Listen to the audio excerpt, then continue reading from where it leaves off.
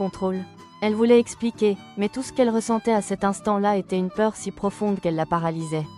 Elle recula encore, les jambes tremblantes, et finit par se détourner de la scène.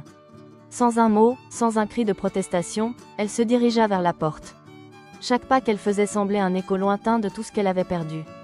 Ses pieds glissèrent sur le sol de la maison, et elle se sentit soudainement aussi petite que l'ombre qu'elle projetait. Les domestiques, qui s'affairaient autour de Claire, la laissèrent partir sans un regard. Ils étaient trop occupés par la scène tragique qui se déroulait sous leurs yeux.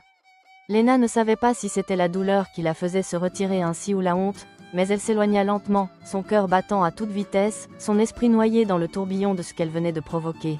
Elle sortit, franchissant la porte avec l'âme aussi brisée que les éclats de verre qui jonchaient le sol. L'air frais de l'extérieur sembla lui faucher le souffle, mais elle n'y prêta guère attention. Tout ce qu'elle pouvait entendre, c'était le son de son propre cœur qui cognait dans sa poitrine. Le monde extérieur